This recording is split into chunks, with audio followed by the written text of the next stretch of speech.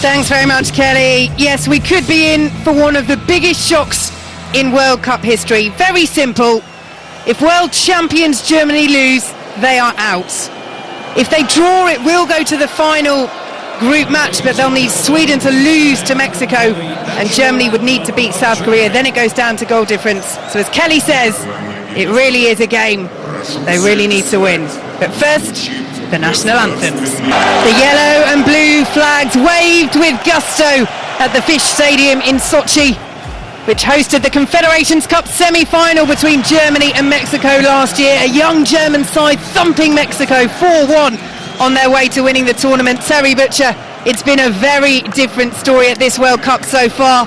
Are you surprised at what we've seen from Germany?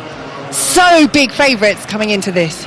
Well, I think more importantly, Germany was so surprised at what Mexico did. Their tactics were something new, something different. They couldn't cope with them, and you look at the first half in particular, and Mexico could have scored a lot more.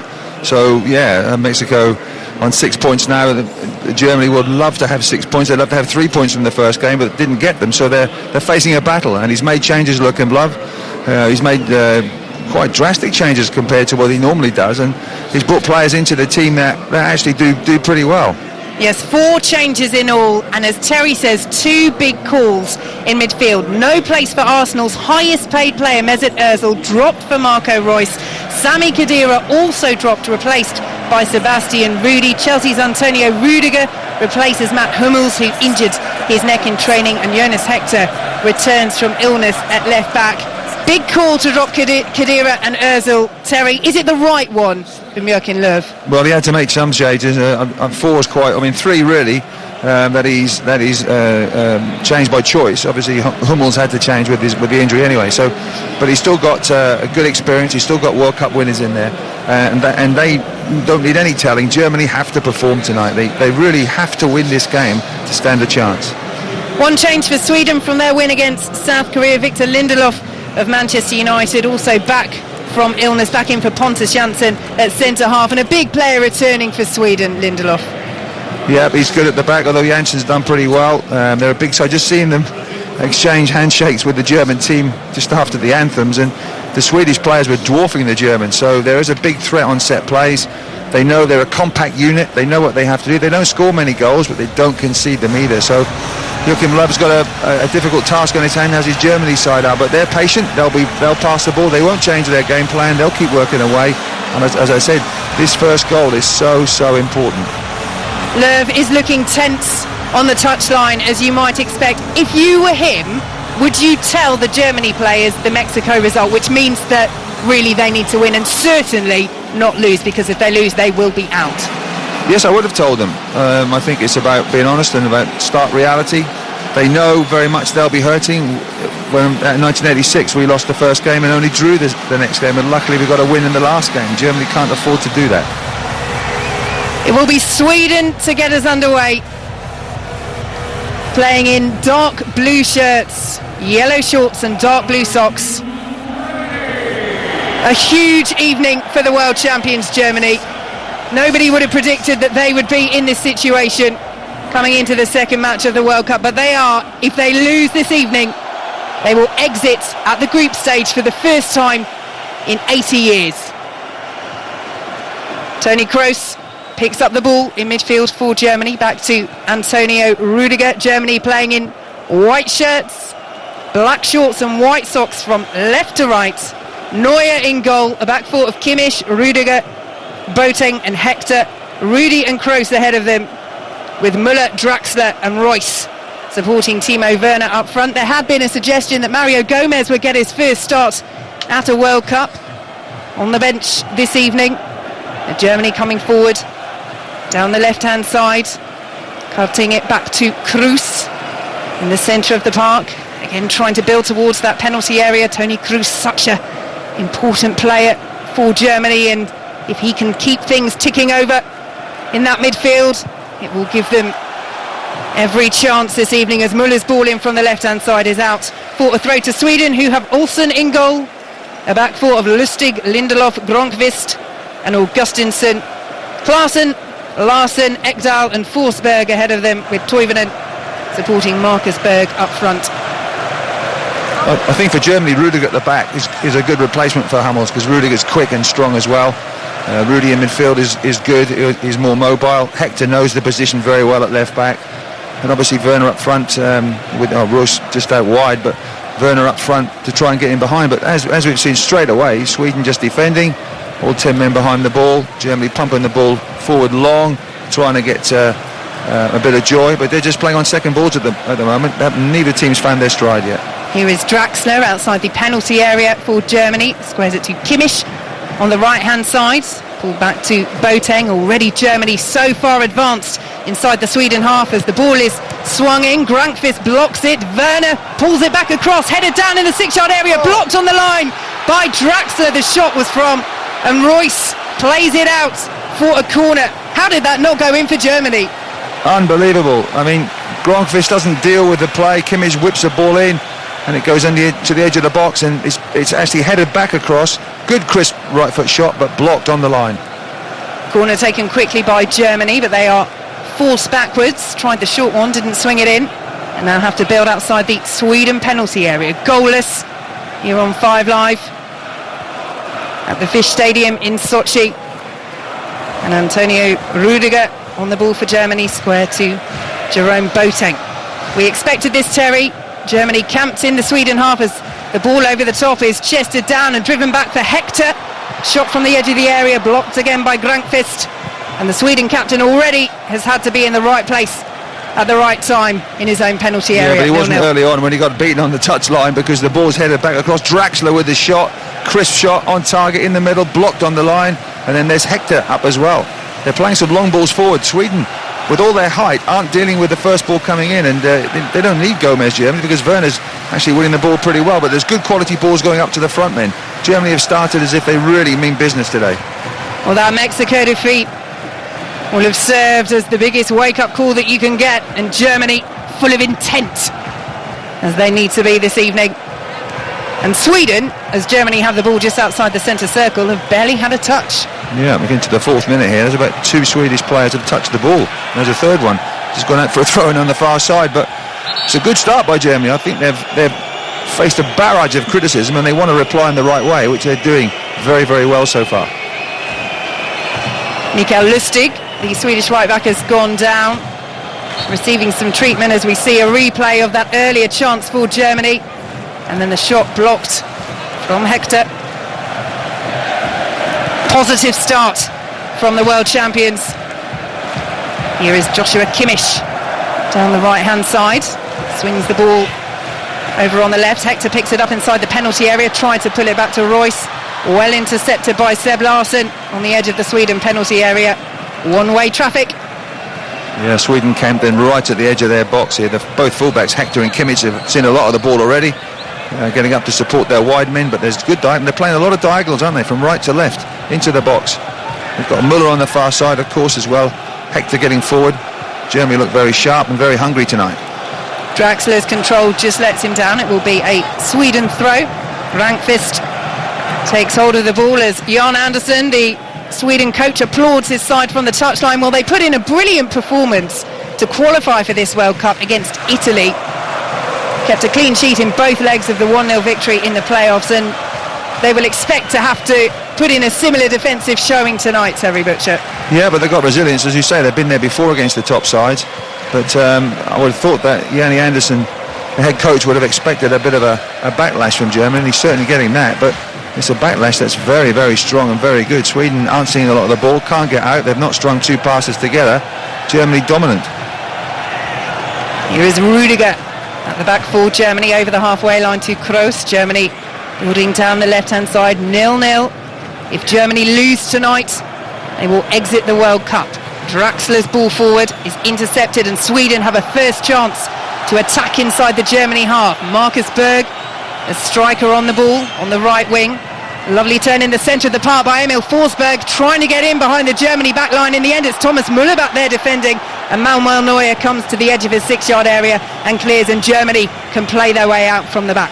Yes, Forsberg going down the heart of that German defence, did really well on his left foot. I think he must have nutmegged Boateng, I think, in the process as he went through, but didn't have the legs and didn't have the pace to get there with those two German defenders coming around to cover, but I think that's a warning for Germany that if Forsberg does get on the ball, he's got the pace and he hasn't been direct. That's the first time Sweden have strung 3 passes together, but just shown what they can do if they pass correctly. Germany coming forward down the other end. It's just kept in on the byline by Timo Werner.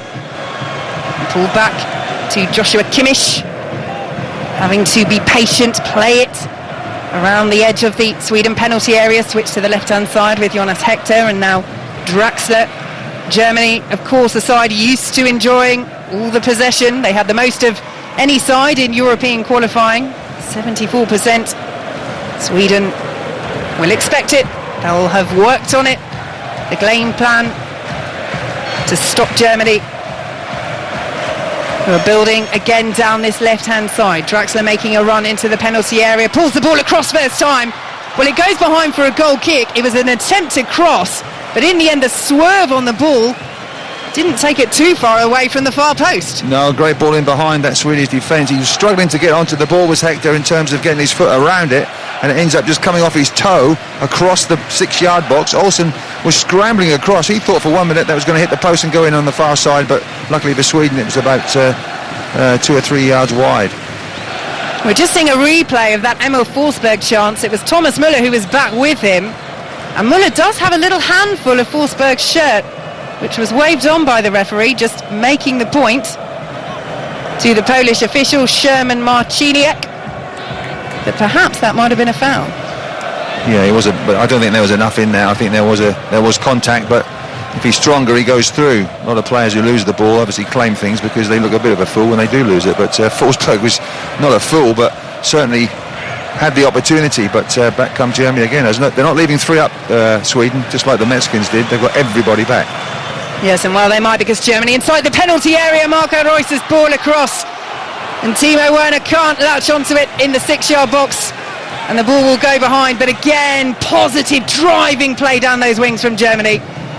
Yeah, Reus getting there to the byline. It was a lovely ball. Germany have played more football in this 9 minutes than they played the whole of the 90 minutes against Mexico. They really are on fire. If they'd started like this against Mexico, then they would have won the game. But Mexico, as I say, were leaving 3 people up, so at the end of the day, a different tactic. This is a different team they're facing tonight. Corner taken short, finds its way to Draxler outside the edge of the D, receives it back from Toni Kroos, and Germany forced away from the Sweden box. It was the counter-attack that did for them against Mexico. Sweden will hope to work that into this match this evening, but so far 9 minutes played in Sochi. Germany 0, Sweden 0. Sebastian Rudy plays it back to Chelsea's Antonio Rudiger, square to Jerome Boateng, tries the ball into the penalty area, left hand side, hooked back across by Müller, but in the end the execution not correct, and behind for a Sweden goal kick. Yep, the diagonal right to left again in force. Hector down that left-hand side. They've got Müller down that side as well.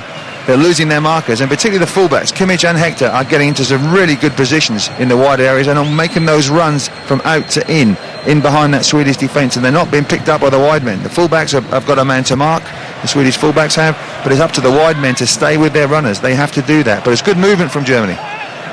Hector under pressure from Toivonen just outside his own penalty area. The decision goes against the Swedish forward, and Germany have a free kick as Joachim Löw stands tensely on the sidelines in his dark blue shirt. They've never failed to reach the semi-finals of a major tournament, Germany, under Joachim Löw, a run stretching back to Euro 2008. As was mentioned before kick-off, he did extend his contract last month until after the 2022 World Cup. Do you think that he could, as was suggested earlier in the programme, consider resigning if they did go out at this stage? I mean, he won the World Cup with them 4 years ago. Yeah.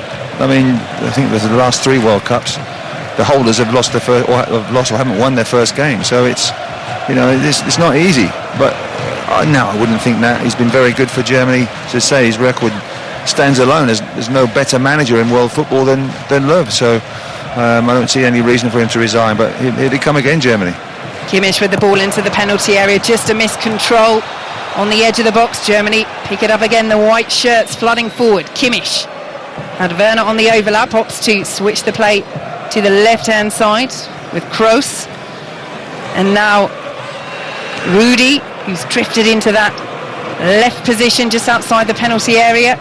Muller will swing the ball in, cleared away by Sweden. But Germany pick it up again, and it is relentless pressure. Sweden can't get the ball, can they? Germany are just making 8, 9, 10 passes at ease.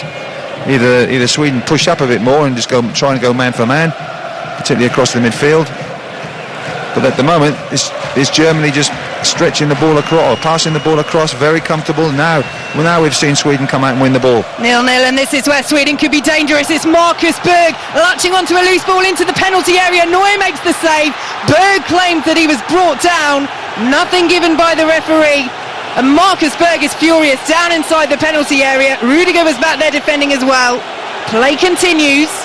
We will see if the referee from Poland decides to refer it to VAR. The Sweden players have almost stopped playing. They're protesting. They can't afford to do that because Germany are down to the byline outside the Sweden penalty area. Still no reference to VAR by the referee. Play continues and Toni Kroos has it, and Germany play it back just outside the centre circle. Well, the Sweden players were so angry about that not given penalty for Marcus Berg that they were standing in the centre of the pitch with their arms outstretched, still nominally marking their Germany players as Germany pass it back to the halfway line.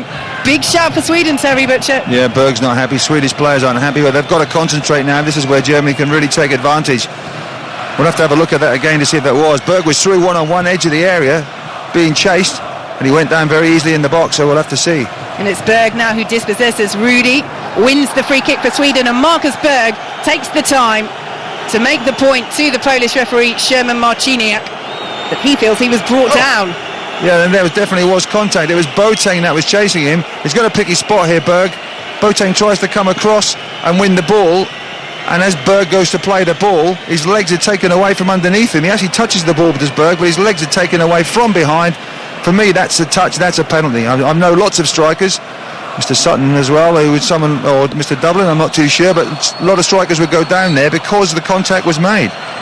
Well, this is why VAR has been controversial in this World Cup, because penalties, unlike offsides, are subjective, and we assume that a soft check was done, as they say, that the VAR team will have looked at it and not decided that there was a clear and obvious error from the referee. So no penalty for Sweden, and it's still Germany 0, Sweden 0. Well, I think if they saw that replay, we've just seen the replay, they've obviously saw it, they saw it when in real time. If they see and have a look at that replay very closely, they would see that there's contact. Boateng does not play the ball, he plays the legs of Berg, and it interferes with the process of him having a shot. For me, that's a penalty. It's an unbelievable penalty. It's a stick-on penalty. Hector clears the ball away for Germany, who for the first time in the opening 14 and a half minutes look a little rattled. So where has the breakdown come then for VAR not to pick that up? Well, obviously the people watching it decided that it wasn't a penalty. I mean, the referee has obviously said, what looks like he said, that wasn't a penalty for him. So I don't know, but we don't get any idea as to what their verdict is. It's just obviously their verdict is not a penalty because we're played on and it's not happened. Sweden throw long into the German penalty area, headed away by Rudiger and picked up by Seb Larsson, who does well to shield it away from Marco Reus. Forward again for Sweden, looking for Toivonen. Boateng gets ahead in, and now Germany can race over the halfway line. Here is Timo Werner down the right hand side, infield to Julian Draxler, who turns and just slows the play down. But even though Sweden didn't get that decision, Terry Butcher, it will have given them a lift that they can hurt Germany at the back, just as Mexico did on the counter-attack. Yeah, as like I said, they went and pressed high. It was Berg that started it. He went and pressed the centre halves. They won the ball back, and then there was a huge gap in between the German centre halves for them to run into. Germany had a very high line, so one ball through, like Forsberg got through as well earlier on. Berg through this time. Muller's dink ball to the right-hand side of the penalty area, chested down by Kimmich, pulled back to Jerome Boateng, who drives a shot in, well blocked by Forsberg on the edge of the box. Boateng playing very high up the pitch, gives you an idea of just how much Germany have begun again to press Sweden. But they've shown with those two darting runs through the Germany defence that, of course, as we expected, that will be the game plan. But it remains goalless, 16 minutes gone here on 5 Live. Remember, if Germany lose this match tonight, then they will exit the World Cup. If they draw, Sweden would have to lose to Mexico on the final day, and Germany would have to beat South Korea, and then it would go down to goal difference as Timo Werner runs that out for a Sweden throw, level with the edge of their own penalty area. One other factor that will be influenced tonight by this result: if Germany don't win, Mexico will go through and South Korea will go out, as we see another rerun of that challenge. Yeah, it does enough to put him off. It does enough to affect his balance and his shot. Berg, the Swedish striker, from the challenge from Boateng from behind, didn't play the ball, played the man's legs instead. Sweden win a free kick just inside their own penalty area. Jan Andersson, the Sweden coach, on the touchline, as you might expect when that penalty appeal was made from Berg. Incredibly infuriated. Did a Leicester in Sweden with Norrköping, kept them up, and then won a shock league title in 2015, their first title in 26 years.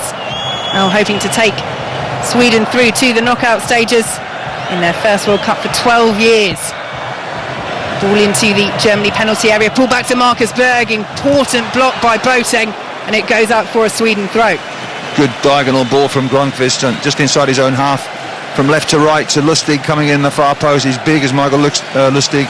Good, he actually got his foot to the ball, and it goes right to Berg on the penalty spot, right foot, crisp volley, well blocked by Boateng. Sweden throw into the centre of the park to Albin Ekdal. Forward down the right-hand side, Ekdal on the ball again, but well dispossessed by Kroos, and Germany can come forward. Here is Timo Werner, still just inside his own half, outside the centre circle. A slightly loose touch out to the right-hand side, but Joshua Kimmich does well, A, to keep it in, and B, to get past first Forsberg into the centre of the park. Spreads the play to the left-hand side, edge of the penalty area. Marco Reus with it. And the green boot swings it in, looking for Draxler in the centre. And then the shot from distance goes behind. Rudy with the effort. Germany 0, Sweden 0.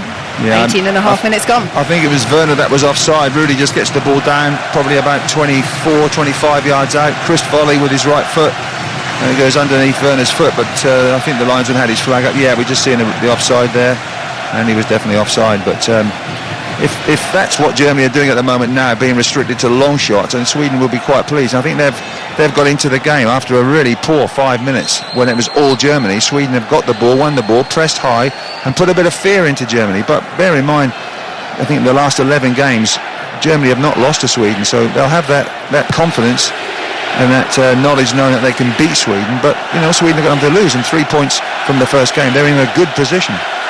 Poor ball into the Germany penalty area is claimed by Manuel Neuer. Only played 3 matches for Bayern Munich this season due to injury. Returned at the start of June against Austria, only 15 days before that game against Mexico. Hasn't shown any ill effects so far. They do have a incredibly capable second goalkeeper, Marc-Andre ter Stegen, Barcelona's first choice keeper, who admitted that he was disappointed to be second choice in this tournament, even though you are bowing out for Manuel Neuer as Germany swing the ball into the penalty area. Olsen comes and gets something on it, and Sweden win the free kick inside their box just outside the 6-yard area. 0-0.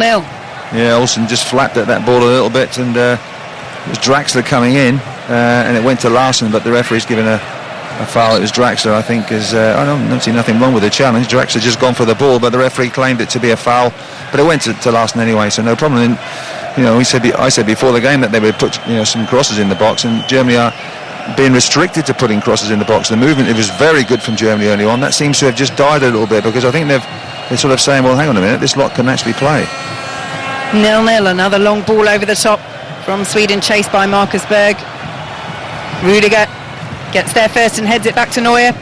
Interesting tournament this for Marcus Berg. He played at Euro 2016 as well without scoring. He scored 36 goals in 36 games for Al Ain in the UAE this season as they won the double. That is the same ratio as Cristiano Ronaldo for Real Madrid, but of course the question is, can he do it at the top level as well as for a club like Al Ain? This World Cup perhaps will provide answers. Berg has had Sweden's biggest shout, a penalty, that was not given either by the referee or by VAR, and that's why it remains goalless as Germany coming forward through Thomas Müller.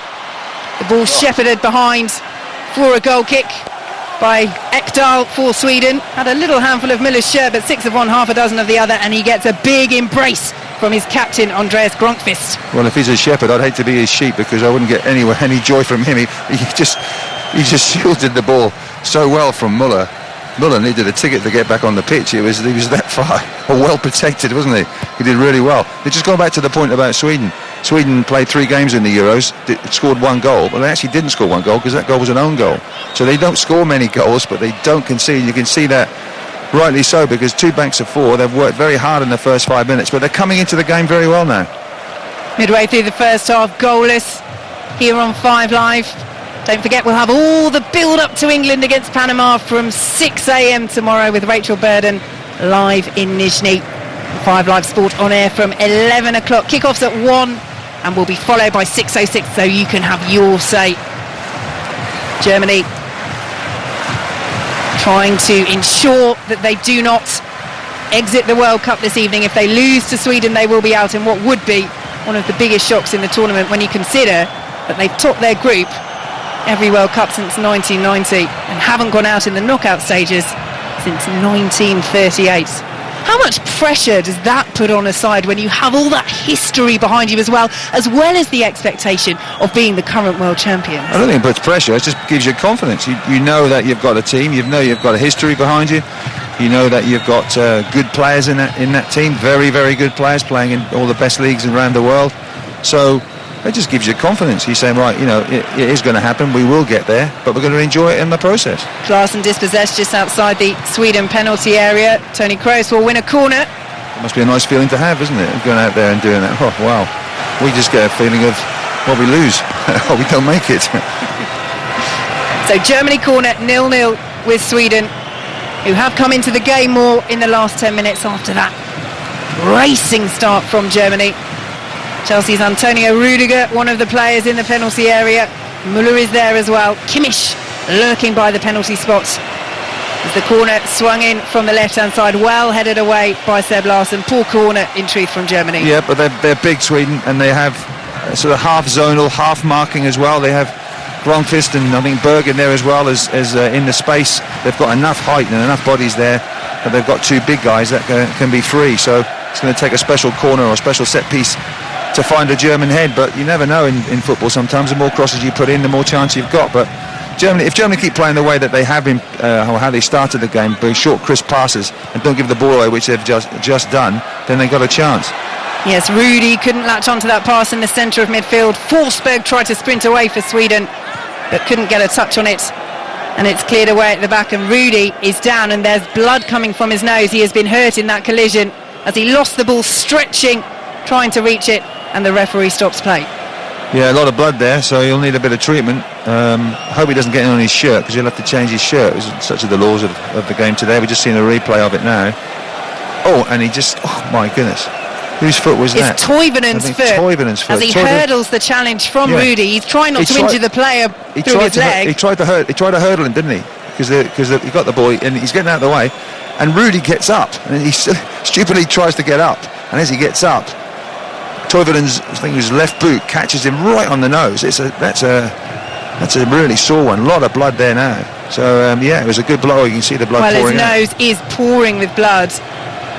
It looks as though it could be serious for Sebastian Rudy, and indeed the doctor is making the substitution sign. There is a bit of blood on his shirt, Terry Butcher, something you know all about, of course. Yeah, well, it is a white shirt again, of course, but no, he just go off and get that patched up. I'm sure they won't make a substitution now, but they're going to get some specialist treatment. They know what to do these days. I've had a broken nose as well as a cut head, so I know all about these things. Well, luckily all my injuries were to my head. Joachim Löw on the touchline looking concerned, and Sebastian Rudy is very pragmatic there. He knows that shirt is gone, he's going to have to change it, so he just blows his nose on it to get rid of some of the blood. It's rather disgusting. Well, I wonder if he's going to change that shirt with a member of the Sweden team later on. I don't know. Yeah, keep it in the dressing room for half time. Yeah. You can have this one. So 0-0, Germany temporarily down to 10 men as Rudy receives treatment on the touchline. and passing the ball around at the back. Sweden will have to upset their own record books if they are to win this evening. They haven't beaten Germany for 40 years. Back in 1978. A win this evening would take Sweden through to the last 16. If Germany lose, they will be out. A draw will take it to the final day, but Sweden will be in pole position. And they're coming forward down the right-hand side, played back into their own half as that attack just checks. Here is Albin Ekdal. And Sweden happy to pass it around at the back. Obviously only 26 minutes gone at the Fish Stadium in Sochi, but at some point Sweden may start to think that a draw actually would suit them very well. Forsberg challenged by Jerome Boateng, but given away. Sweden with the ball just outside the centre circle, down the left-hand side for Ludvig Augustinsson. First time we've seen him make a foray, and it's forced backwards. Forsberg, Ekdal, Grankvist has it just inside the Germany half. I've got a lovely story for you about Ludvig Augustinsson, Terry. I'll tell you after this Sweden attack, as they are building down the right-hand side. It involves an animal. There's a clue. I wonder where you're going with this one. Don't worry. Sweden with the ball inside the centre circle. It is Lindelof of Manchester United. Good vision, finds Toivonen midway inside the Germany half. Picked up by Emil Forsberg, who's forced back towards the halfway line. And now Ekdal just inside the centre circle. Good passage of play this by Sweden. 0-0 with world champions Germany. Augustinsson swings the ball in. Will be met at the far post. Headed behind for a corner. Toivonen was up against Hector. And the last touch came off the German man. Yeah, Sweden dominating possession now. Remember, Germany down to 10 men. Rudy's still not back on the pitch. But good play, good switch of play from right to left. And it was a good ball into the box, and there was Toivonen coming in on the far post, but Hector did very well and deflected for a corner. But wonderful play from Sweden. You know, Sweden would probably feel, why can't Germany just play with 10 men, because they've got better players than us. It'll be an even contest, but you know, Rudy about to come back on, I would hope. Almost half an hour played. Sweden with this corner. 0-0. Grankvist lurks on the penalty spot. There is height in there for Sweden. Marcus Berg there as well. Corner swung in, headed away by Timo Werner. Germany wanted a free kick for a push in the box, not given, and Sweden have the ball inside the centre circle. So Ludvig Augustinsson, when he was playing in a derby for Copenhagen once against Brøndby, was taking a corner and some fans threw some dead rats at him. That is absolutely true. What's the worst thing anyone's ever thrown at you, Terry Butcher? Abuse. No animals? Oh, animals? No, I've not had any animals thrown at me. It's remarkable. Yeah. If you go online and search for an image, Ludvig Augustinsson playing for Copenhagen, you get a picture of him, the ball, and a little upside-down rat by the corner. Is there any reason for that? Well, it was a derby, and apparently that occasionally happens in Denmark, but it's remarkable. You had to get that through the turnstile. Can you imagine having to turn out your pockets and you've got a rat in it? Bizarre.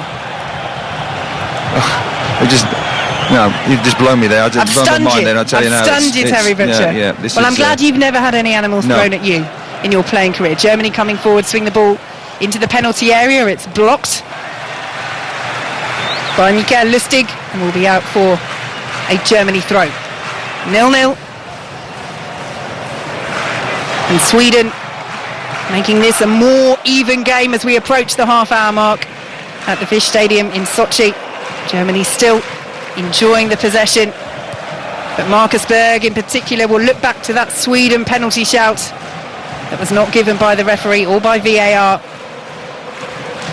as Germany are flagged offside, and it will be a Sweden free kick midway inside their own half on the right hand side.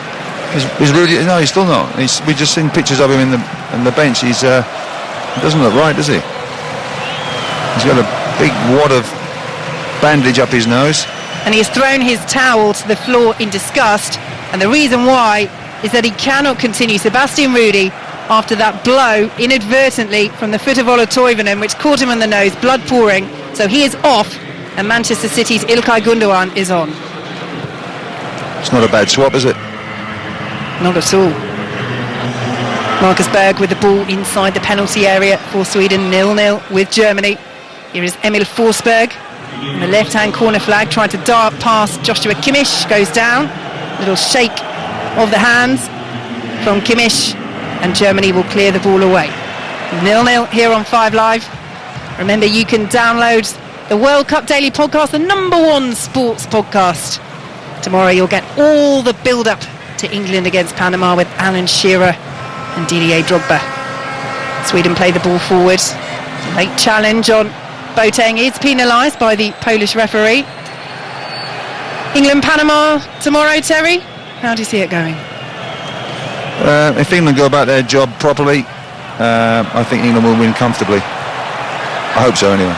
Straightforward. Toivonen inside the penalty area for Sweden. Little dink over Manuel Neuer, and it's into the net. Sweden have the lead. A wonderful finish by Ola Toivonen, and is the shock on? As things stand, Germany, the world champions, are heading out of the World Cup. Germany 0, Sweden 1.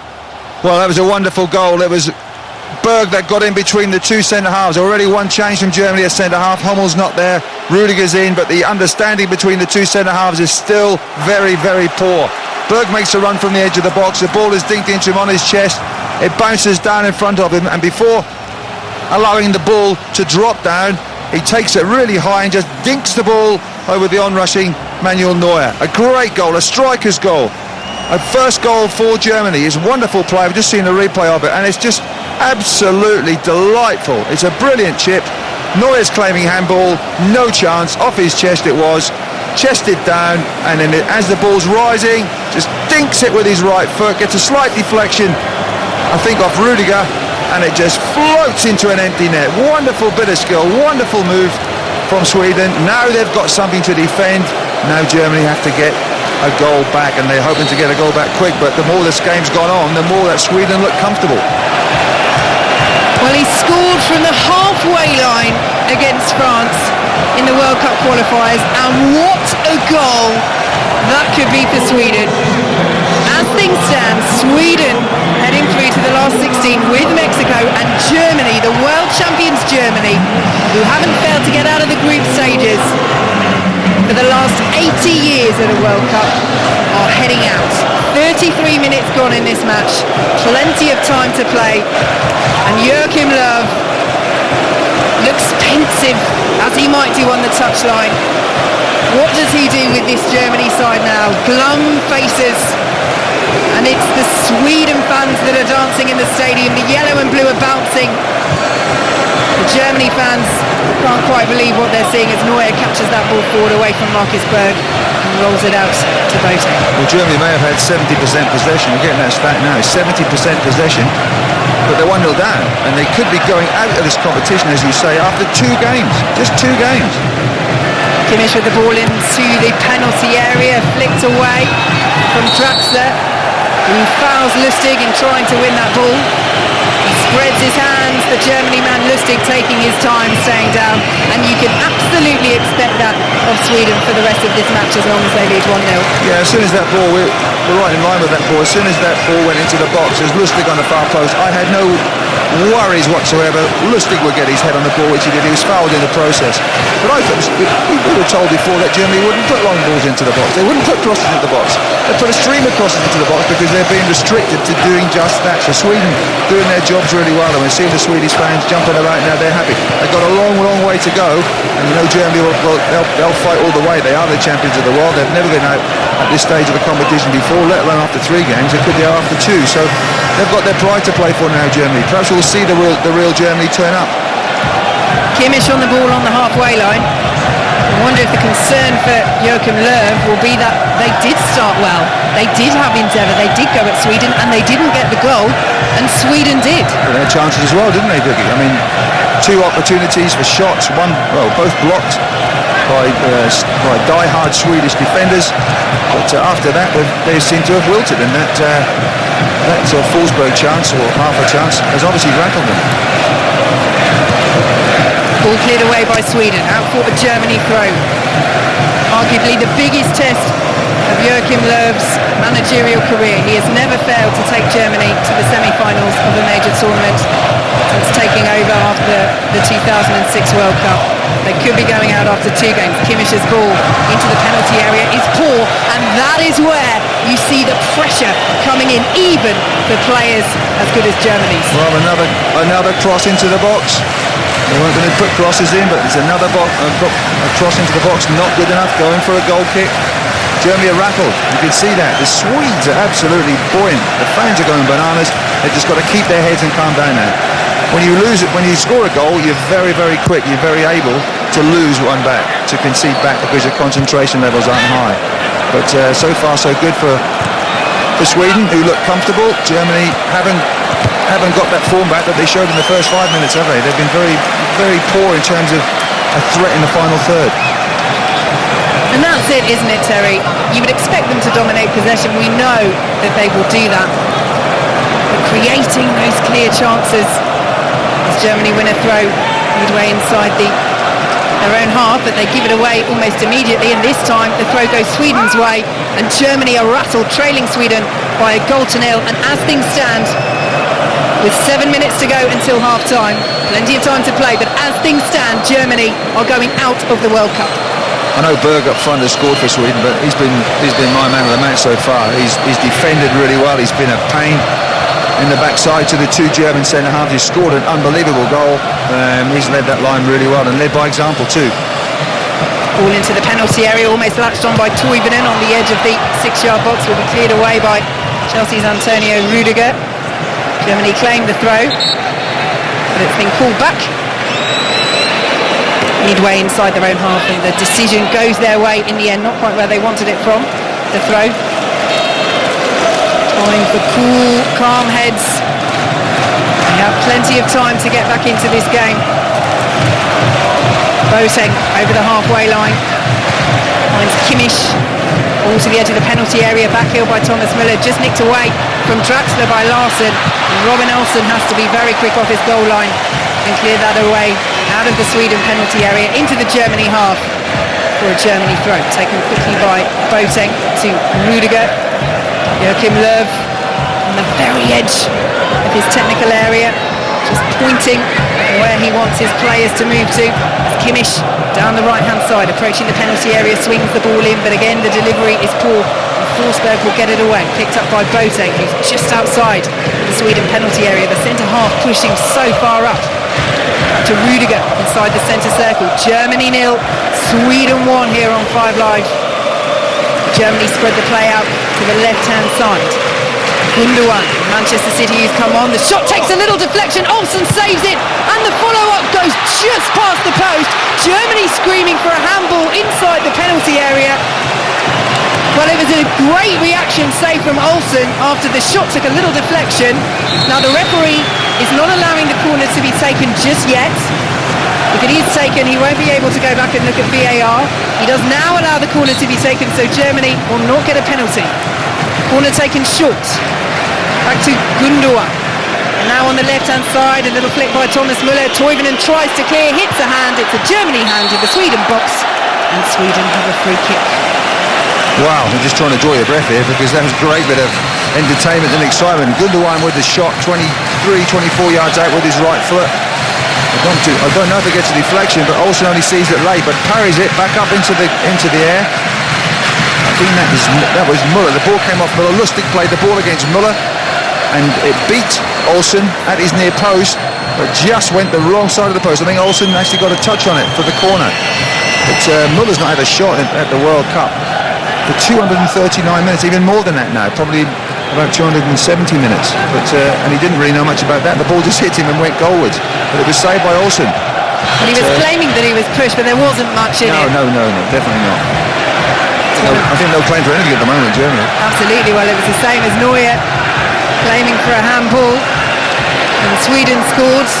He did race back to try and save it, and then immediately said, oh no, it's gone in, it's a handball, but it wasn't, and that's why Sweden lead, and that's why Germany, the world champions, with 5 minutes to go in this first half, are, as things stand, heading out of the World Cup. Mexico and Sweden will progress to the last 16, so this scoreline, of course, will be music to the ears of Mexico, who have been so impressive so far, beating South Korea 2-1 today, and Sweden playing some lovely stuff. Ekdal forward, looking for the run of Augustinsson, has to check back. Now Forsberg on the left-hand side uses the ball out for a Germany throw. trailing Sweden by a goal to nil. Here is Gundogan, Manchester City, all into the centre circle, but Sweden are pressing well. They're hassling and harrying the world champions, who aren't being allowed to settle on the ball. Now they drop back. Blue shirts with the yellow trim, camped around the edge of their own penalty area, keeping Germany at bay. What can Marco Reus do? Swings the ball in, attempted back heel in the centre from Timo Werner, misses it around the penalty spot, and Seb Larsson clears away for Sweden. Nice bit of improvisation from Werner, had it come off. And all the old boys are doing well. Lustig, Granqvist, Larsson, Berg, Toivonen, all the old guys. They've been the star players so far. They're leading by example. The younger ones are doing a great job. Sweden now hard to break down, and I said before the start, the first goal would be vital because it gives Sweden something to hang on to. They like defending leads. That's what they do very well. Kimmich down the right for Germany. Options in the penalty area, swings it in, it's flicked away on the penalty spot, and Sweden win another free kick inside their own penalty area. The Polish referee Sherman Marciniak seems minded to err on the side of the defenders, shall we say, in those situations. Draxler on Lustig. Well, there's nothing wrong with erring on the side of defenders. I quite like that. Of course not, Terry. It was a definite foul by Draxler. He's got his arm into the back of Lustig. Lustig's always going to beat him in the air anyway, so that's a complete mismatch. But as Lustig heads the ball, just before he heads the ball clear, puts his arm into his back, that's a foul. Bit of desperation from Germany, I feel, at the moment. They need something special before half-time if they can. 2.5 minutes to go until the break. Germany 0, Sweden 1. And the concern for Germany, and the positive for Sweden, not only are they ahead, but they were coming more into the game before that goal as well. Germany already was starting to lose some of their early dominance, and they're struggling to get back into this now. On the ball, down the right-hand side, Kimmich cleared away. A lot is coming down that right-hand side for Germany, but at the moment Kimmich, the young right-back, not able to find the delivery. Reus is particularly quiet. Hector's not really touched the ball very much in the last 10 or 15 minutes. So it's, once again, it comes down the right-hand side. Boateng plays it from the right into the centre. Reus trying to turn away from the challenge of Ekdal.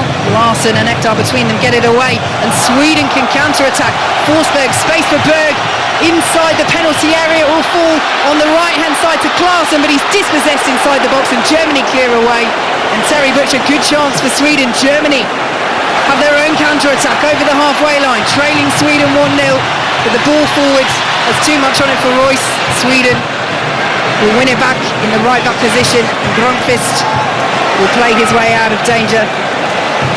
Square to the right-hand side, long ball over the top, too much on it. Neuer will collect, but again Sweden causing problems, this time it's Klaassen on the break. What a great break as well from Forsberg down the left-hand side. He could have played it inside earlier. He played it right to the far post, and there was Klaassen coming in, tried to cut it back onto his left foot, and it was well blocked by the German defender. But wow, what a chance that was. And they've had chances in this game, more chances than Germany of Sweden, so you have to say they deserve their lead. 30 seconds of the first half plus added time to play. Germany 0, Sweden 1. As things stand, Germany heading home from the World Cup after only 2 games.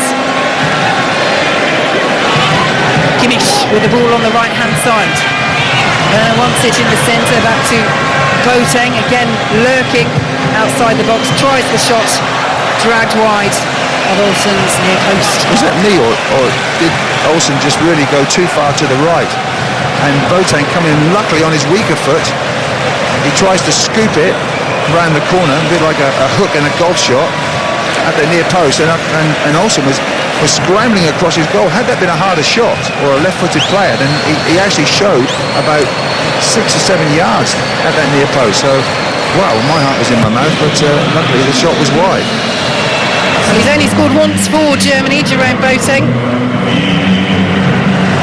Not too far away there, as Terry says, good vision. Spot the gap, the movement from Olsen exposed that part of the goal.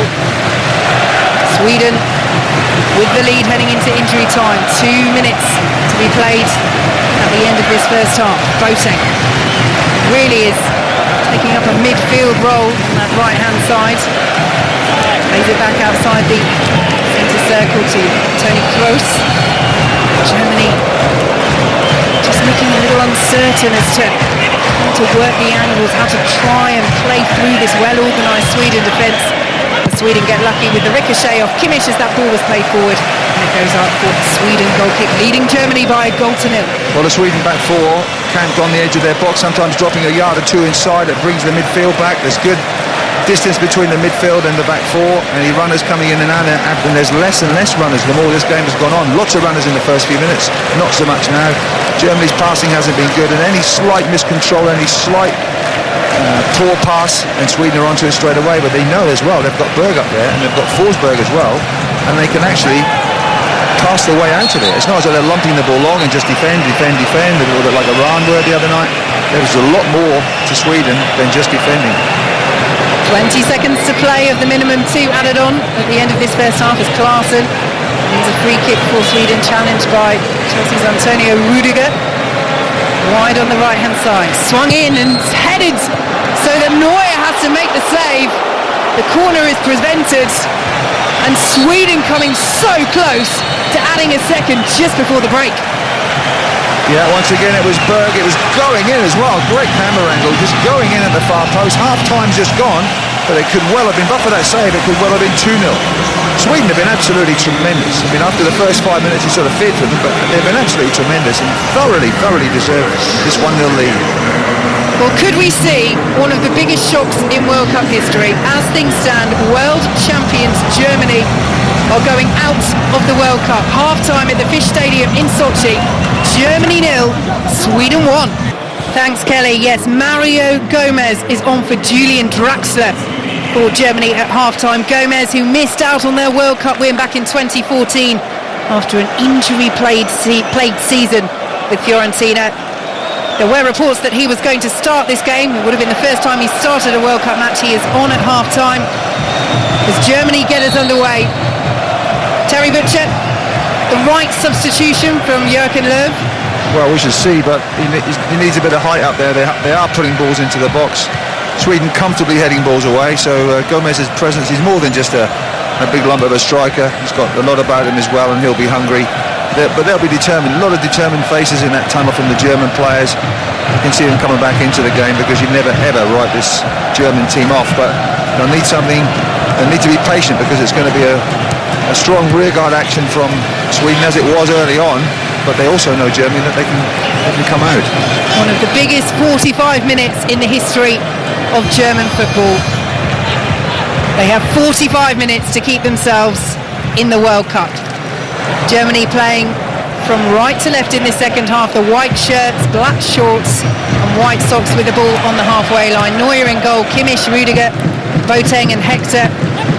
Gundogan, who came on in the first half after Rudy was injured, and Kroos in the centre with Müller, Gomez and Royce supporting Werner up front as the ball into the Sweden penalty area is cleared away. Sweden in blue shirts, yellow shorts and blue socks, no chasings at half-time. Olsen, who made a brilliant save in the first half in goal. Lustig, Lindelof, Gronqvist and Augustinsson, the back four. Klaassen, Larsen, Ekdal and Forsberg in the middle with Berg and the goal scorer Toivonen up front as Sweden clear it away at the back through Lustig, only as far as Toni Kroos. Out to the right-hand side of the penalty area. Ball swung in, looking for Timo Werner. Headed away by Lustig for Sweden. And Germany have it just outside the centre circle. Rudiger sends it all the way back to Neuer. What will Joachim Löw have said to his players at half-time, Terry Butcher? Well, I think he would just say, keep playing your game, it will happen. Start off like he did the first half. We've got Gomez on now as a target. Germany already in their stride, looking to put crosses in the box, and another one comes in. And it's fizzed in, cleared away at the back for Sweden by Gronqvist. Germany started the first half very well. They started the second half in possession, as you'd expect. Plenty of pressure on that Sweden back line, which so far has stood firm. What can Timo Werner do? Down the left-hand side, ball into the penalty area, into the 6-yard box, and it's tapped in! And Germany have their equaliser. Marco Reus converting from close range, and that is the start to the second half that Joachim Löw needed. Germany 1, Sweden 1. Yes, he punches the air as the German head coach, and it's a soft goal from Sweden's point of view, but this time it wasn't a long looping cross into the box. It was fizzed across the box. I think it was Werner out on the left-hand side who's taken on Lustig, went round him and just pulled the ball, cut the ball back, and there was Royce coming in on the far, not so much the far post, in the dead centre of the goal. He gets ahead of his marker and with his left foot just steers it into the corner. Olsen rooted to the spot, nothing he could do. Good contact on the ball from Royce in the back of the net. The best ball that Germany have put in this box, that's for sure, and it wasn't in the air, it was on the ground. Good fizzer. 1-1, Sweden have given the ball away again. Germany with their tails up. Tony Kroos deflected shot just wide of the post. Sweden concede the corner. Nothing that Olsen could have done about that, but it almost crept in and Germany almost had the lead. Yeah, good start. Whatever Joachim Löw said at half-time, the Germans have taken it on board. They're dominant now. Take the corner quickly out to Gundogan outside the Sweden penalty area. Back to Kroos, swings the ball in, left-footed, it bounces past the 6-yard box. Will be collected by Kimmich on the right-hand side. It's Sweden's turn to let rattle. Müller leaves it. Gomez swings on the edge of the 6-yard box, doesn't connect. Sweden get it away. Only as far as Gundogan, and there's an earlier challenge gone in from Lindelof on Kimmich, and Germany have a free kick right-hand side of the Sweden penalty area. Well, an early goal in the second half does wonders, Terry Butcher, and as things stand, Germany still in the World Cup. 1-1 Sweden. Yeah, he would have said, Joachim Löw, you need a good start, you need to start off this second half like you did the first, and they've certainly done that, but they've got better quality into the box. They know they've got the threat of Gomez in the air. He's always peeling away onto the far post for that deep cross, but when you fire a ball across the face and it misses the first man, it's on the floor. It just needs a touch. It doesn't need a hard touch, it just needs to redirect the ball, which is exactly what Royce did. Kroos on the right-hand side. 5 Germans in that box, a lot of Swedish players in that box as well. It's got to be a special ball in, but now Sweden are thinking, well, what happens if Germany go ahead? And Germans are now saying, right, we've got level, let's go and win this match. Kroos standing over this free kick. The Polish referee having a conversation in the penalty area with Rudiger and Boateng, who feel that Toivonen and Larsson are paying them too much close attention on the edge of the 6-yard box. And Germany hit Sweden twice in the opening 5 minutes. It's flicked in by Müller, and just behind, header on the edge of the 6-yard box, and Thomas Müller coming close for Germany. Yeah, but it was a ball aimed towards the near post. Good run from Müller on the edge of the box.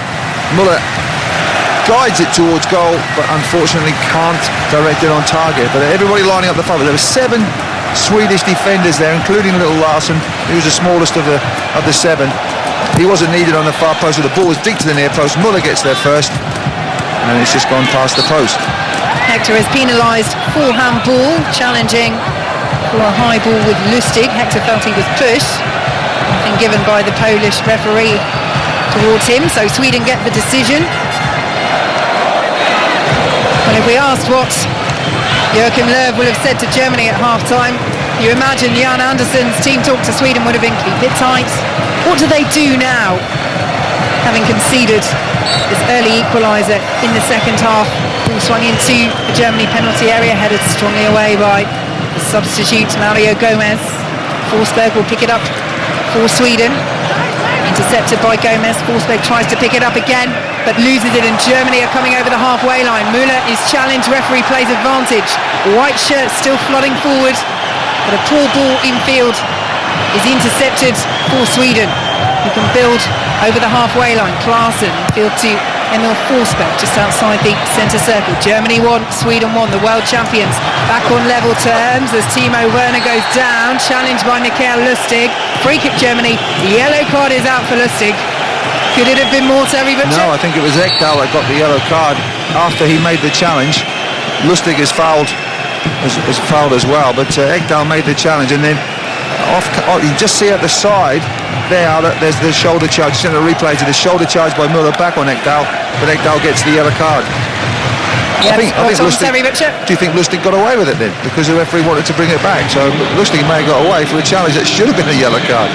Yes, on Timo Werner. Germany get the free kick either way, and they can build down the right-hand side with Boateng, plays it back into the centre circle with Antonio Rudiger. Equalising goal from Marco Reus, a huge moment for him. He's missed every major tournament since Euro 2012 through injury. Said before this that he would swap all of his money to stay injury-free, and he's got Germany back on level terms, and at the moment has saved their World Cup campaign as Timo Werner plays the ball forward, intercepted by Ludvig Augustinsson, and goes behind for a Sweden goal kick. Just Germany got to keep doing what they're doing. I'm sure that's what Joachim Löw would have said at half-time. Just keep on doing what you know you can do it very well, do it better, and you'll get through them. And they've done just that, but they've got to keep that momentum up. They started well in the first half, as we keep on about, but then it dropped. The intensity dropped, allowed Sweden to get back in the game. They can't afford to do that, whereas Sweden know that they'll have the ball in the future. They know that they can play better, and if they do keep the ball well, Sweden, they will trouble this German defence again. Boating with the ball at the back for Germany, 1-1 with Sweden. And of course we should point out, in all the drama of Germany falling behind, a defeat definitely sends them out of the World Cup. A draw is certainly not ideal. They would be 3 points behind Sweden going into the final games. They would need Mexico to beat Sweden. They would need to beat South Korea, and then it would go down to goal difference. So 1-1 in the context of coming back from 1-0 down will be a relief at the moment for Germany. The situation is still the same. Really, this is a game that they need to win. Not mathematically, but pragmatically. They're still on a knife edge, isn't it, from German point of view? It's still on a knife edge that they don't know what's going to happen. They've got the goal back. That was the most important thing at the start of the second half. Now they can build on that, get their passing going, and see if they can go ahead in this game. Mario Gomez will chase that, leaves it for Timo Werner. The offside flag is up. Free kick to Sweden. Good line by the Swedish back four then. That's the time to come up. As Werner made the run in behind Gomez, he was just offside. He bends his run, he can actually go run level with the Swedish back four, but he's just keen and eager, and that's the thing. Germany are just going to be patient. They can't afford to be too keen and too eager, because then the touch goes, the pass goes, and they don't continue this momentum. It has dropped a bit, hasn't it, since they scored? It has gone down a little bit, the tempo of the game, and Sweden now are able to get the ball up long, but Germany win it back. Well, it is a warm evening at the Fish Stadium in Sochi. I wonder if the temperature will take a toll on the game as we go on, as Sweden are penalised. Marcus Berg for a foul on Toni Kroos. 10 minutes gone in the second half. Germany 1, Sweden 1. Here on 5 Live. He was lucky to get away with that. It was Kroos, because he let the ball run, and I think it was Toivonen that just clipped his ankle, saw one. Ilkay Gundogan of Manchester City goes down midway through the Sweden half. Nothing given by the Polish referee, and Sweden can come forward. This is where they hurt Germany in the second half on the counter-attack. But that time the ball for Toivonen, Sweden's goal scorer in the first half. Too much on it, and Boateng tidies up at the back. Just one-way traffic at the moment. Gundogan is pulling the strings in the middle of the park with Kroos. He's on the ball. He was absent, wasn't he, for about 25 minutes in that first half. Kroos never got on the ball. Sweden never allowed him to, but he's dominating the second half so far. And he's on the ball now, plays it out to Werner on the left-hand side, cuts the ball into the penalty area. Nutmeg fired in by Hector and saved by Robin Olsen. Well, that's the second nutmeg by Thomas Müller in the penalty area. Lovely improvisation. It fell to Hector, and Olsen makes the save. So the comfortable save low down to his left-hand side from Olsen, but if Hector connects well, he scores. And once again, it's coming down his left-hand side. Sweden not able to deal with it. And once again, the ball going through to Hector. Good touch, reasonable finish, but not enough to beat Olsen. He will be the only German player in this squad to play in the second division next season, lauded for his loyalty to Cologne, signing a new deal with them despite their relegation. Almost put Germany ahead as Müller swings his foot in the penalty area. Important challenge from Grankvist, gets it away. Throw to Germany midway inside the Sweden half. 1-1. And Germany on top with more intent and purpose and seemingly belief than we saw in the first half, when they were also dominating possession. But now, Terry Butcher, they look dangerous. There is Gundogan ball into the penalty area, and as I say that, he plays it out straight for a goal kick. Yeah, it wasn't dangerous then. It was a two-touch. He got his feet all wrong there, and it just ends up going for a goal kick. But the thing I've noticed very quickly is when the ball goes out wide to Kimmich on the right, to Hector on the left, there's not enough quick Swedish pressure on that ball. They're able to select whether they dink it, drill it, or pass it across that Swedish back four, and they're electing to pass it across because they've got targets in the box. They can see the targets. Whereas before in that first half, Sweden were getting out, making sure the German players' heads were down, and they weren't able to pick their targets out. Now it's the glum faces from the yellow and blue Sweden fans in the crowd at the Fish Stadium in Sochi. As we see a shot of a very dapper-looking German fan in a German flag suit, the stripes of black and red. He's white suits, celebrating enthusiastically. Germany won, Sweden won. Germany, as things stand, staying in the World Cup, although they will need results to go their way on the final day. Toivonen's ball into the penalty area. Neuer hesitated, didn't come. In the end, Germany clear. Unusual to see Manuel Neuer caught in two minds there as Mario Gomez races away down the other end for Germany. With block from Lindelof. And Germany have the throw, 1-1. It was a good break there because Royce passed the ball to Gomez on the inside left, and Gomez tried to return the ball. If he got the ball across, it was blocked by Sweden. If he got the ball across, then Royce was in on goal. Germany coming forward again. Boateng stepping away from a challenge just outside the penalty area. Ball forward though is poor, intercepted by Lustig, and now Klaassen. Sweden wanting to play their way out of trouble. Header towards Toivonen, cleared away, collected by Marcus Berg, who had that big penalty a shout in the first half for Sweden, not given by the referee or by VAR. We had another look at it at half-time, Terry Butcher, and it really did look like a spot kick. Really not judged a clear and obvious error not to give it. Just looked the same to me, a penalty. You'd see that 100 more times and you'd still say 100 times it's a penalty. Maybe you should be in the VAR room. Well, I'd love that. I would love that, yeah. You could settle a few scores there. I don't think that's the idea. No, it's not. Yeah, that's what you can't say publicly if you do ever end up being a referee. I would love to wear a referee's kit. Sweden swing the ball into the penalty area. Too much on it for Marcus Berg. 1-1, 15 minutes gone in this second half. Incidentally, the referee today, Sherman Marcinek, was actually a former footballer who switched to officiating after he once argued with a referee after being sent off. And the referee said, well, why don't you do this job yourself? And he thought, all right, then I will. And he became a referee. So it's not too late, Terry. No, well, when I played, everybody said I was a good referee anyway. No, but I mean, who would want that job? The worst job is a fourth official, of course, but the worst job now is in that VAR room. As they want decisions to be made quickly. Officially, they say there's no time limit on it, but you do sense the pressure. Pressure now on Sweden as Germany come forward. 1-1, ball into the penalty area, and Royce tried a little flick at the near post, and it rolls behind for a goal kick. But he is looking full of confidence, having got Germany's equaliser in this second half. Good ball by Kimmich across, fizzed into the gap. Royce tries a back heel. Gomez thinks he's going to get it.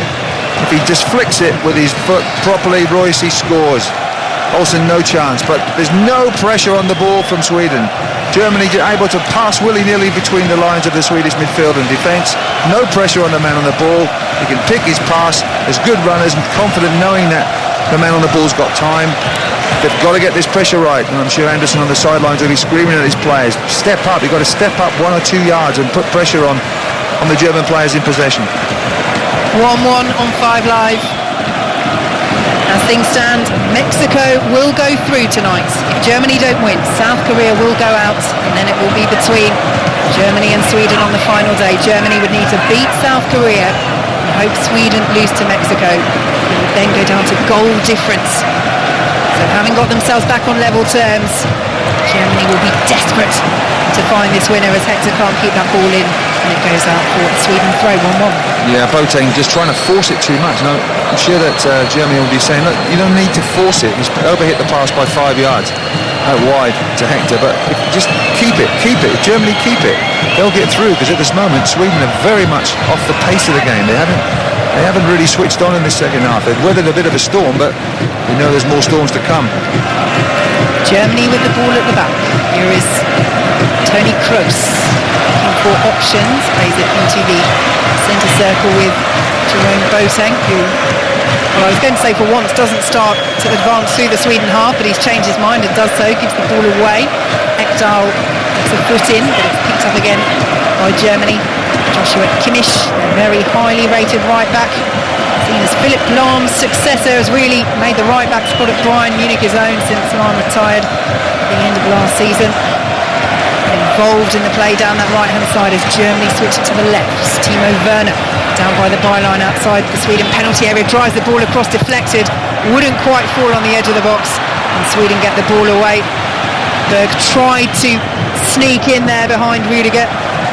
Rudiger was alert to it, and Germany come forward so quickly again. Ball already outside the Sweden penalty area. Pulled back to Tony Kroos.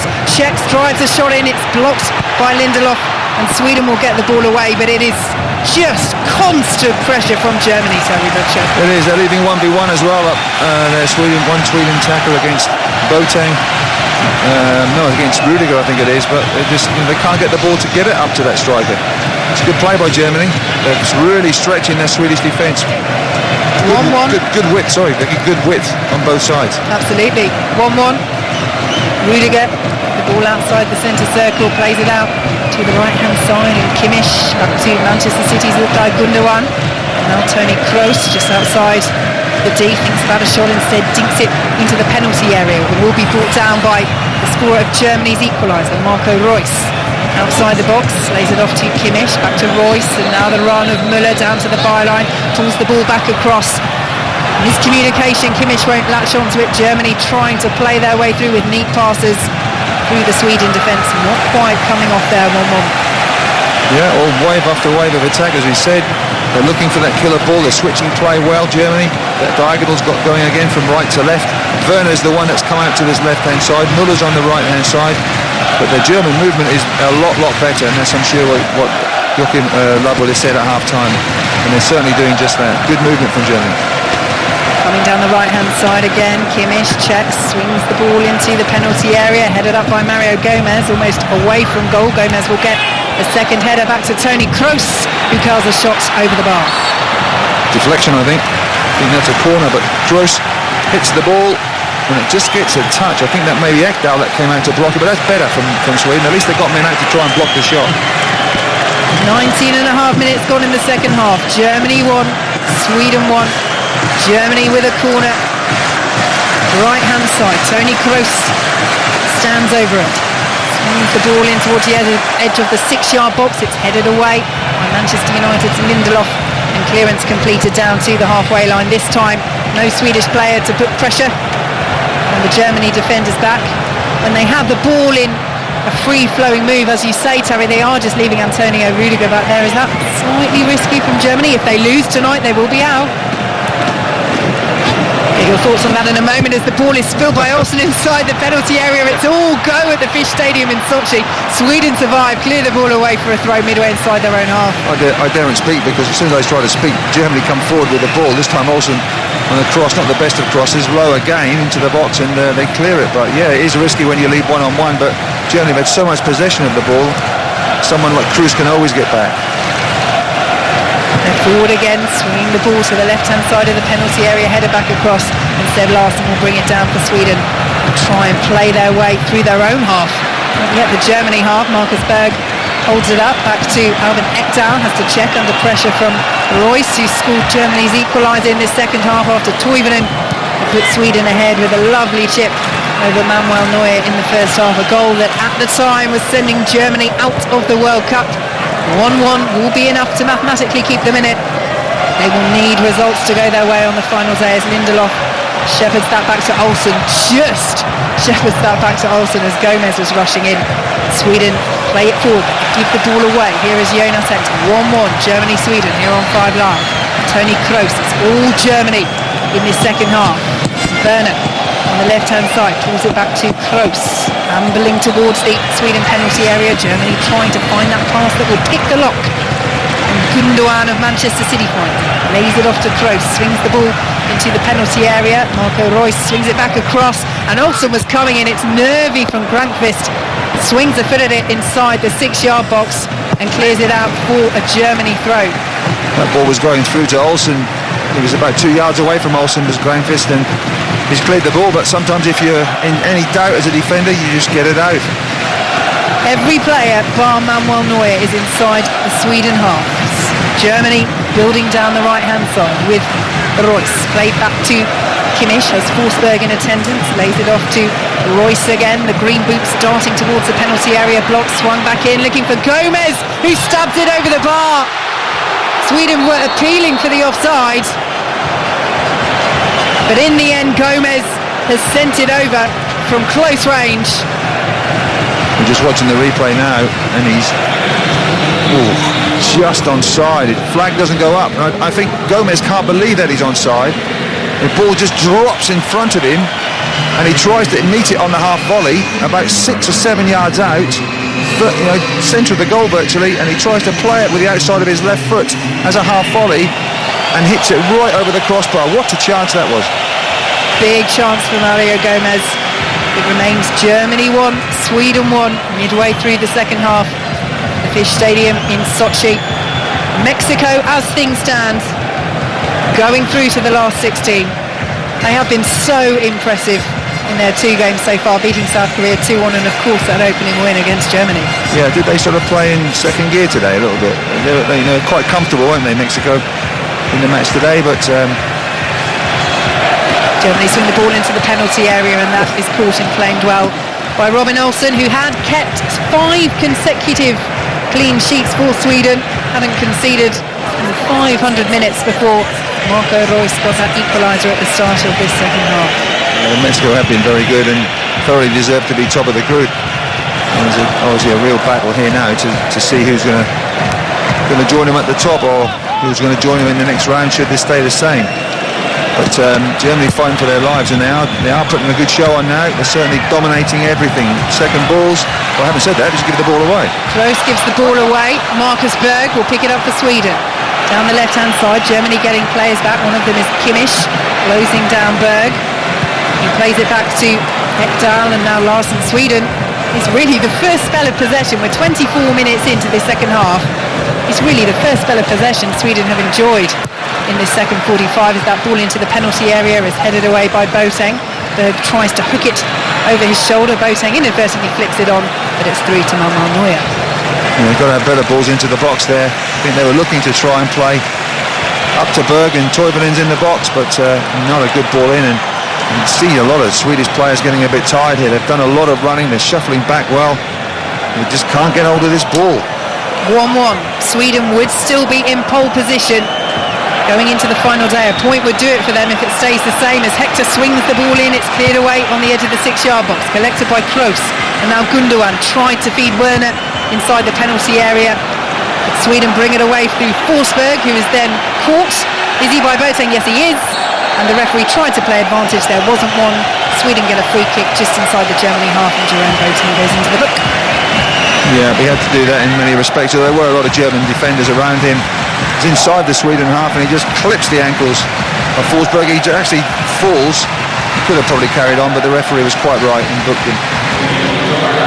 At what point does Sweden think 1-1? That means a point against Mexico on the final day would see us through.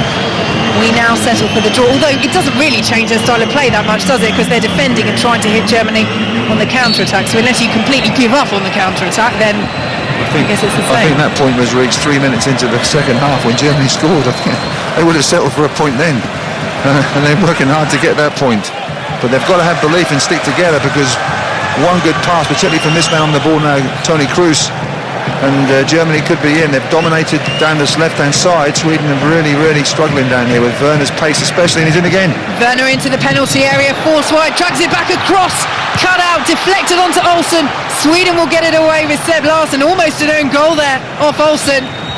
And Sweden win a free kick, or in fact, does it go Germany's way?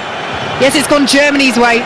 Midway inside the Sweden half for a handball. Well, Olsen getting a little fortunate there. Not much he could have done if it had gone in off him. It was the sliding clearance that hit him and almost put Germany ahead. Yeah, he's doing well down that wing. Werner been played in several times, the architect of the first goal. Kroos is finding him with regularity. Lustig is getting a bit of a beating down there, not getting much help at all. So Toni Kroos stands over this, 40 yards out, central position. Germany have options inside the penalty area. He opts to play it to the right-hand side with Joshua Kimmich. Thomas Müller lurking on the edge of the 6-yard box. Kimmich, though, is well marshalled, has to play it back to Gundogan, who swings the ball into the penalty area. Looking for Müller, will fall to Reus. The shot is blocked by Klaassen and goes out for a Germany throw, 1-1. That was on target as well. Reus very confident after his goal. Must be about 6 or 7 German players in that box at all times. It's just phenomenal. And the movement, people coming out of the box, people going into the box. the rotation of movement from Germany is excellent. And he's got no pressure on the ball. Kroos is on the ball again now. He can pick his pass. Here's Klaassen in with a sliding challenge. Kroos just dances away from him, and then an air shot inside the penalty area. Gundogan is challenged. Good defending by Sweden, and Klaassen will play it away. Here is Toivonen, who put Sweden ahead in the first half before Germany's equaliser. 1-1 at the Fish Stadium in Sochi. Sliding challenge on Ekdal from Werner, and Sweden win a free kick and just have a little moment of respite midway inside their own half. Yeah, it's quite nice, isn't it? Just to have a little bit of a breather. Yeah, we can have one too. Yeah, we can have one too. But wow, Germany really have turned on the gas in this second half. They do deserve to be in front. And they've got in behind that Swedish defence. The final ball has been better, not quite the right final ball yet to get that second goal, but you have an awful feeling it's coming. Sweden have had to make a substitution and just try and kill the sting of this game. It's a frantic pace. Sweden can't live with it at the moment. Yes, it is Jimmy Durmaz who is coming on for Klaassen. The attacking player has found it hard to get into the game in the second half, largely because Sweden have had the ball for probably, if you added up, a grand total of about 2 minutes in the second half. We've played 28 minutes. Germany 1, Sweden 1. Durmaz on for Sweden. He's gone on the right wing, isn't he? He's a right winger, Durmaz. Good beard as well, but he'll need to be streamlined to get to help Lustig. I think that's why he's gone on. He's going to help Lustig down that right-hand side. Werner and Hector have dominated the second half. Needs a bit of help, Lustig, and now he's got it. 16 minutes to play. Germany 1, Sweden 1 on 5 Live. This result will keep Germany in the World Cup as Durmaz does well. Wins a corner for Sweden. It's a good beard, isn't it? It's a very good beard. Very good beard, Durmaz. Very good. Big and bushy, although it's probably a little bit too warm given that it is a warm evening at the Fish Stadium in Sochi. As the Sweden fans raise their voices, the yellow and blue dancing in the stands. This result still leaves them in control. Mexico would go through. Sweden would just need a point from their final group game. If it stays Germany 1, Sweden 1. And they have a corner. Augustinsson, the left back, will go over to take it. Toivonen is in there. Grandqvist as well. Mario Gomez back defending for Germany. Sweden's corner will be swung in by Augustinsson. Sweden player goes down on the edge of the 6-yard box. No real appeal as the shot comes in and is caught by Neuer from Forsberg, trying his luck from outside the area. Well, it was on target. Corner comes in, headed out to the edge of the box on the left-hand side. Connects really well, but straight down. Neuer, straight into his chest. Takes it comfortably, and Germany come back. But this is better from Sweden. High pressure from Durmaz on that right-hand side. They're saying you centre-halves can have it, but your full-back's not going to have it. And here goes Durmaz again to try and close down. Closing down Marco Reus. Equalised for Germany at the start of this second half. Germany 1, Sweden 1. Hector to Toni Kroos, and now Antonio Rudiger in the centre circle for Germany. Jerome Boateng starts to amble through the Sweden half as he has done on so many occasions. Ball to Kimmich down the right hand side, exchanges passes with Müller, but the return ball, breakdown in communication, and it's behind for a Sweden goal kick. 14 minutes to play. I mean, Thomas Muller's got a fantastic World Cup record, but he's just been a pale shadow of himself in this World Cup so far, and in this match as well. He's not really contributed to much. He's there, it's a peripheral figure. Germany need a lot more from him. He's one of the most experienced men in the team. You know, he's got to help them out a bit more. He has 10 goals in 14 World Cup appearances before this match for Thomas Müller. Golden Boot in 2010, those two against England, of course. Also scored 5 as Germany won the World Cup in 2014 as Marcus Berg gives away a free kick deep inside Germany territory. And Germany will be able to launch the ball long and bring more pressure to bear on that Sweden back line. 1-1. I see attackers dive and I see midfield players dive, but when defenders dive, it looks completely and utterly wrong. Kimmich just goes down there as if he's been hit by a sledgehammer. Berg saying I never touched him, and he didn't actually touch him, he just dives. But the referees will give it. It's just unbelievable. Defenders diving, oh my goodness. Not something that happened in your days, Harry Butcher? No, I don't like it very much, but unfortunately it is now the norm, isn't it? This is what happens. Every player dives. I see goalkeepers dive as well sometimes. That'd be good. Well, they do dive naturally anyway, but no, it's just ridiculous. Any advantage now, isn't it, that you can get? But it's like with the VAR. You would like you appeal for everything. and you go up to the referee and do the box thing and appeal for everything. The more you appeal, the more the referee might be then inclined to say, well, something's up. Sweden make a substitution. The goal scorer in the first half, Ola Toivonen, is off, to rousing applause from the Sweden fans. John Guidetti is on. Sweden 1-1 with Germany. 13 minutes to play. Big 13 minutes, isn't it? A big 13 minutes for both teams. Sweden with the throw towards Guidetti. The substitute cleared up by Antonio Rudiger all the way back to Manuel Neuer.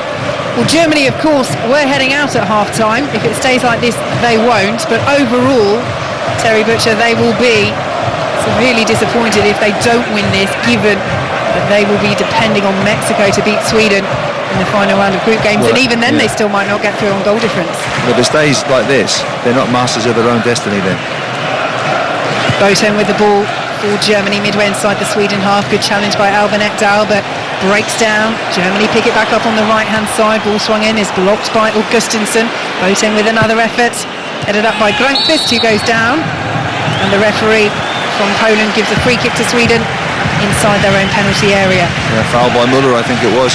It's not the best of crosses in the box.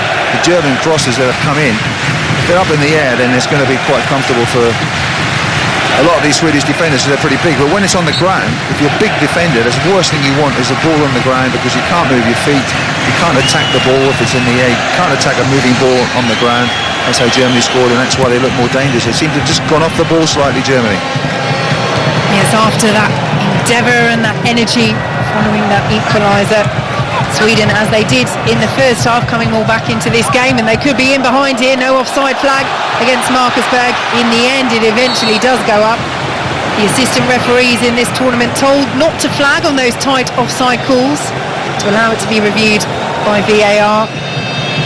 There's no review needed there. He was offside, but I can't believe they should. They have to flag as he goes for the ball, but he actually nearly touches the ball, and then they flag. But listen, it was the right call.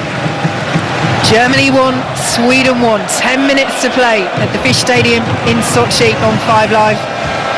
Jerome Boateng coming forward for Germany. White shirts again surrounding the Sweden penalty area, repelled by the tide of blue and yellow. Ball swung in and flicked by Werner first time. 10 yards out over the bar. Snap chance, half a chance really from Werner. I was looking at those marking up. They were marked up, but Granqvist just drops about 2 yards off Werner. It was a good ball, another good ball, fizzed along the ground like we said, and he just scoops the ball with his right foot. Werner just straight to him, scoops it with his right foot, but unfortunately gets the top of his boot and it goes over the bar. If he hits it at goal, he stands a real good chance. There's a good fizzer across the box, but they're the sort of balls that have caused all the problems for Sweden. 21 goals for Red Bull Leipzig this season for Timo Werner. Here we go now. Late challenge by Boateng as Sweden win a free kick. This is where Sweden are very dangerous with a free kick then. It's about 30-35 yards out on the right hand side. The Swedish big men will go forward. Opportunity for Sweden now. He's free kick in a good position. It is very late from Jerome Boateng. He's just been booked, isn't he? Yes. Yeah, he's just been booked, and that's why the Swedish bench is up. He's just been booked, and he makes a challenge like that. Yes, Jan Andersson brandishing the imaginary red card. Boateng with a look of slight panic on his face, shaking his finger at the referee. Yeah, I think he was worried there, and he's gone. He has. The referee has decided, after consideration, that is a second yellow and a red card for Jerome Boateng.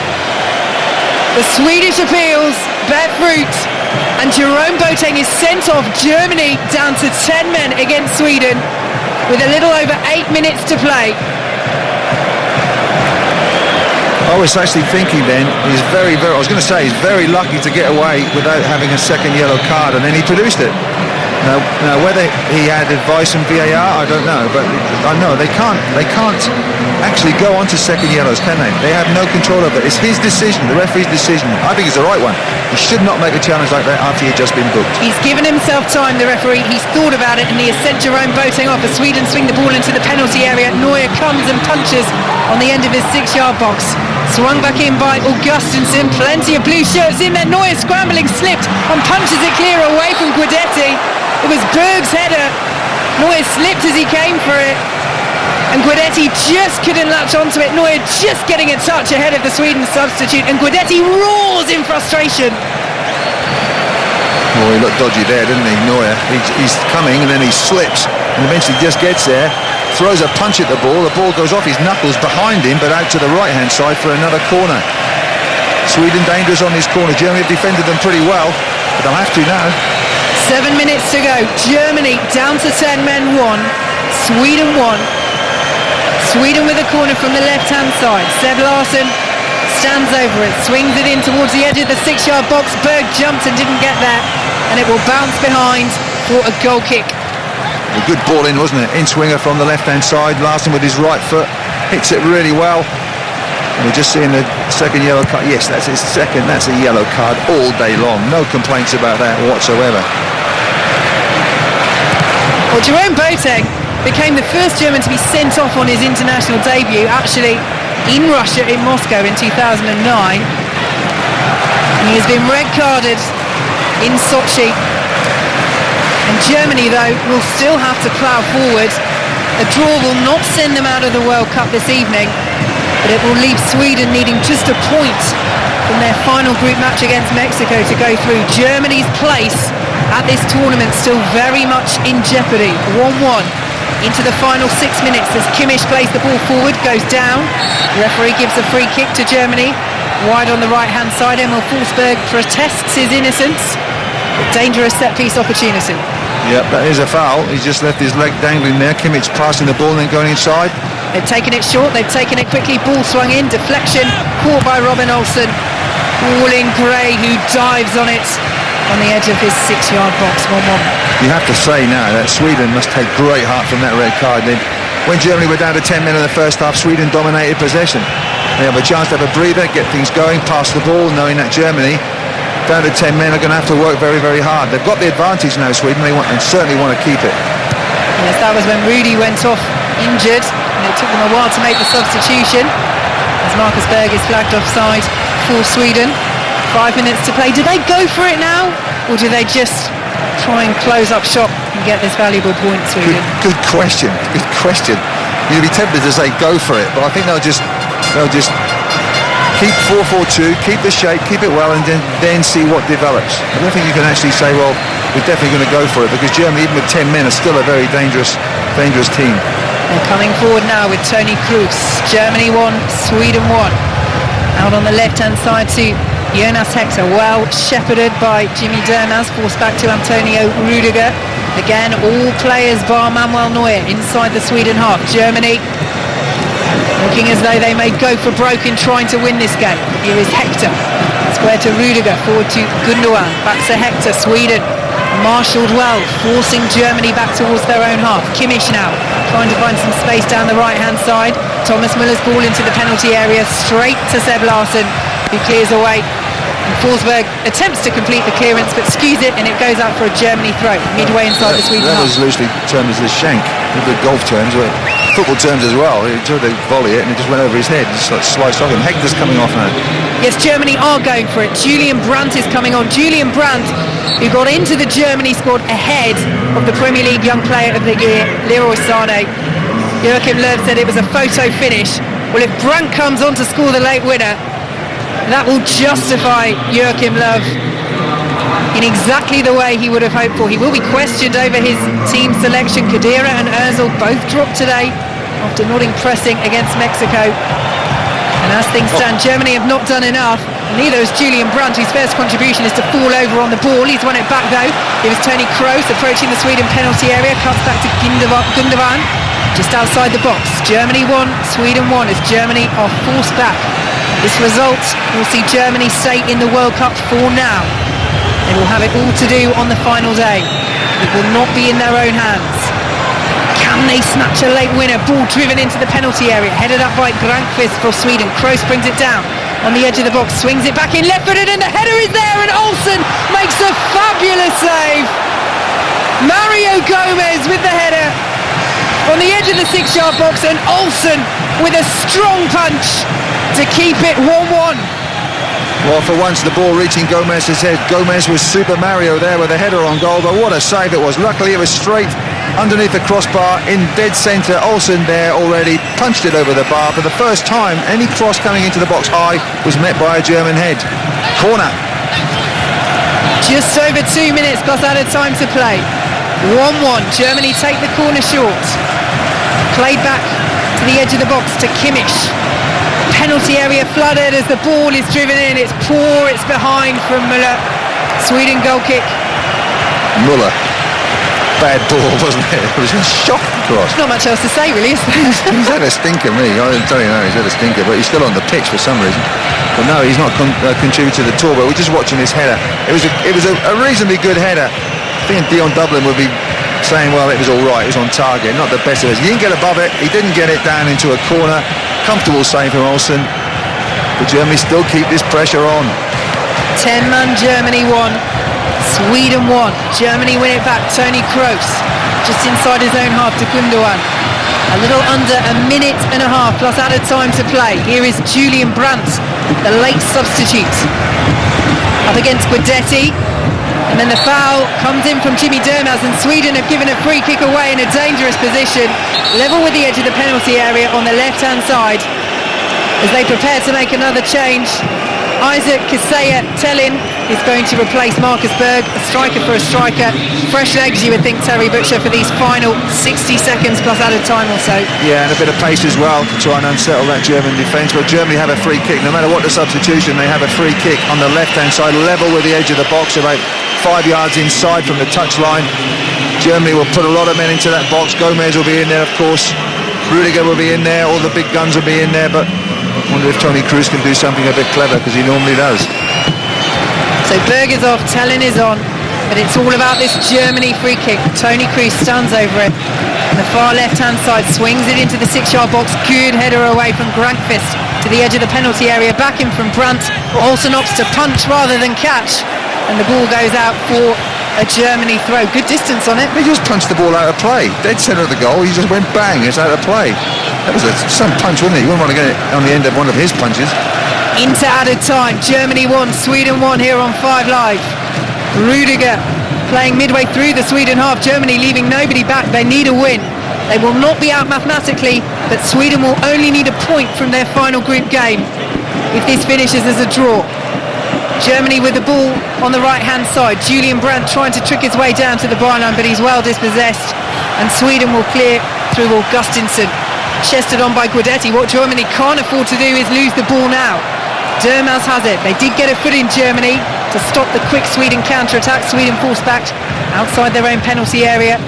Jimmy Durmaz plays it back to Lustig, who clears long downfield. 1-1. The Sweden give away a free kick. Tellin just inside the Germany half. I didn't think that was a free kick. The lines had flagged. The referee didn't give a free kick. Lines had flagged straight away. Anderson up on the bench from Sweden. Didn't think it was a foul. Back come Germany. Building down the left-hand side. Here is Timo Werner trying to take on Durmaz. Swings the ball in, and it's hacked behind his own goal by Lustig. Germany corner. We have played 1 of the 5 minutes additional time. Germany 1, Sweden 1. Germany take the corner short quickly. Here is Royce, plays it back to Kroos. And now Gundogan on the edge of the penalty area. Shot driven in by Brandt off the post. And Werner on the 6-yard box fires over the bar. Almost the moment for Julian Brandt, and Werner cannot capitalise on the ricochet that falls to him. I just had a vision in my head there that Brandt was the one to score a magical left foot shot, and he was miles offside. Was Werner as well for the rebound. Good job it was offside, because there was a horrendous miss. Comes off the post. I think inside the post, I think Olsen gets there, but it's hit with such power. Left foot, great technique, and Werner just sticks his foot out over the bar. That was the moment there. If Brandt had scored, like you said, Vicky, it would have fully justified Joachim Löw's picking of Brandt ahead of Leroy Sané, but wow, what a strike. The youngest player in the squad, just 22, so close to being the hero for Germany, but here comes Sweden down the other end, ball into the penalty area, fired over by Forsberg, but the whistle has already gone for a free kick to Germany, and I think they're lucky there. It was offside, wasn't it? I think it was offside, yeah. Wow. How long have we got left, Vicky? How long have we got left? 2.5 minutes of the minimum 5 have been played. Germany won, Sweden won. A thrilling game here on 5 Live. Germany will not go out as things stand, but Sweden would only need a point from their final group game. Mexico will go through to the last 16 this evening with this result. South Korea will be out. Is there time for another late chance for Germany, having just hit the post through Brandt? Here is Gundogan. 2 minutes of the minimum 5 remain.